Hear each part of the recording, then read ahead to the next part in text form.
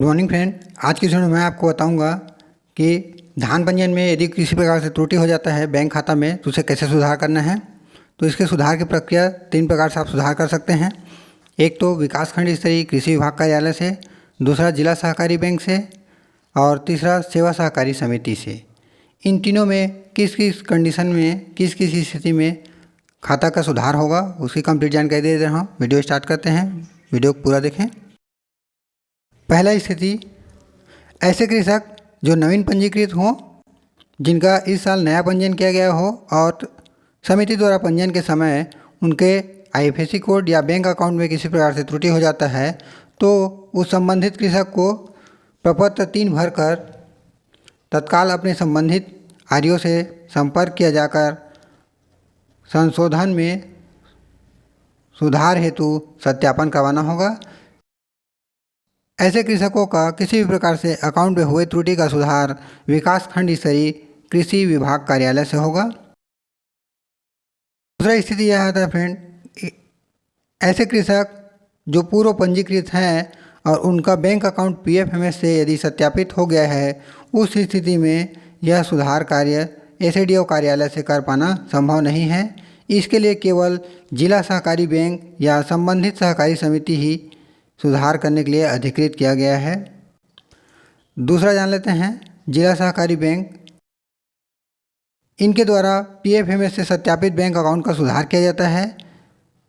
इस संबंध में राज्य स्तर से मुझे प्रतिदिन फ़ोन आ रहा है कि यदि हम जिला सहकारी बैंक के आईडी से किसी कृषक के अकाउंट में हुए त्रुटि का सुधार करते हैं तो उस स्थिति में यदि उस संबंधित बैंक के जिस आईडी को हम ओपन किए हैं उसमें यदि 50 से 100 कृषकों का अकाउंट रिजेक्ट है तो उस स्थिति में उन सभी कृषकों का एक साथ ही अकाउंट में सुधार होगा, एक एक व्यक्तिगत किसान के अकाउंट में सुधार नहीं हो पाएगा।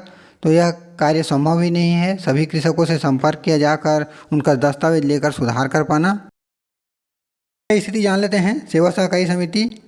आप अपने पुराने समिति जहाँ भी आपका पुराना पंजीयन है उस समिति से संपर्क किया जाकर पीएफएमएस से सत्यापित बैंक खाता कैसे सुधार कर सकते हैं उसकी जानकारी दे देता हूँ।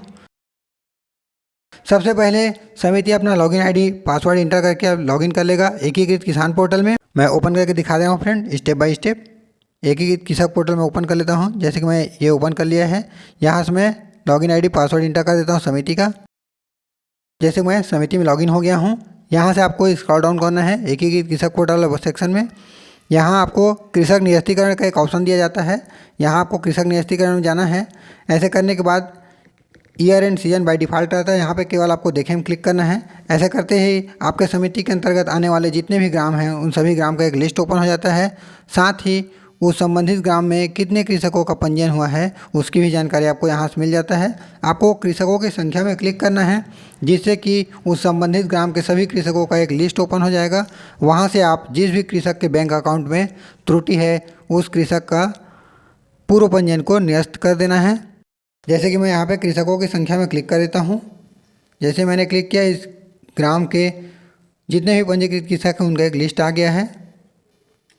जैसे कि ये कृषक है जिनका यूएफआईडी नंबर ये है 3693597, ये इनका पूर्व में पंजीकृत यूएफआईडी नंबर है। यहाँ से इस कृषक का बैंक अकाउंट में यदि त्रुटि हुआ है तो यहाँ से आपको निरस्त करें में क्लिक करना है। जैसे आप ये डाटा में क्लिक करते हैं निरस्त करें में, तो आपको कंफर्म करने के लिए पूछता है कि आप इनको डिलीट करना ही चाहते हैं, तो आपको वहाँ पे हाँ कर देना है। साथ ही यह वार्निंग दिया जाएगा कि यदि आप ऐसा कर देते हैं तो इस डाटा को पुनः रिकवर नहीं कर पाएंगे और इस कृषक का नया यूएफआईडी नंबर जनरेट हो जाएगा। तो यहाँ से निरस्त किया जाकर संबंधित कृषक का नया फ्रेश पंजीयन किया जा सकता है। चाहे तो कृषक किसी अन्य भी बैंक का अपना अकाउंट यहाँ से ऐड करवा सकता है।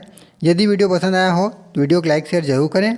वीडियो देखने के लिए धन्यवाद। मिलते हैं नेक्स्ट वीडियो में, तब तक के लिए स्वस्थ रहें, मस्त रहें। आपका दिन शुभ हो।